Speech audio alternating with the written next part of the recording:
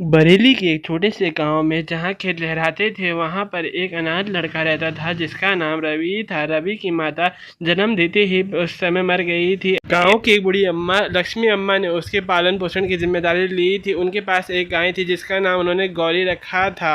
हर सुबह वह गौरी का दूध निकालती और हमेशा सुबह रवि को देती थी। वह गरम मीठा होता था और प्यार से भरा हुआ होता था। लक्ष्मी अम्मा रवि को अपनी गोद में बिठाती थी और उन्हें कहानी सुनाती थी और गौरी भी उनके पास में बैठकर अपनी से कहानी सुनती थी। रवि को महसूस हो गया था कि जितना ही प्यार गौरी भी करती है जितना लक्ष्मी अम्मा उससे करती है। एक दिन गांव में मेला था। सभी बच्चे मिठाई लेने मेले में जा रहे थे। रवि पेड़ के किनारे अकेले बैठा हुआ था। एक लड़के ने पूछा कि तुम्हारी माता किधर है। तब भी रवि शांत बैठा हुआ था अकेले में। उसकी आंखें आंसुओं से भरी हुई थी। शाम को उसने लक्ष्मी अम्मा से पूछा। जब वह दूध पिला रही थी रवि ने पूछा कि अम्मा क्या वह माँ होती है जो हमें दूध पिलाती है।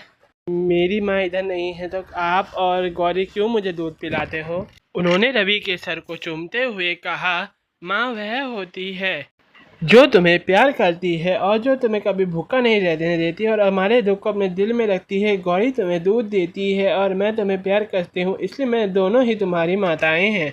रवि की आंखें चमकती है और वह गौरी को गले लगाता है और लक्ष्मी अम्मा के पैरों को छूता है। रात को उसे दूध अब और मीठा लगता है।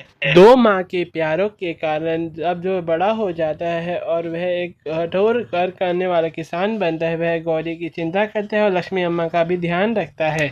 अब कोई भी रवि से पूछता है कि तुम्हारी माता कौन है तो वह बताता है, एक जो मुझे दूध देती है मेरी गौरी माता और एक जो मुझे प्यार देती है मेरी लक्ष्मी माता। ऐसा बोलने पर गांव वाले हंस देते हैं और उन्हें पता होता है कि माँ का प्रेम दूध की तरह बिल्कुल ही पवित्र होता है।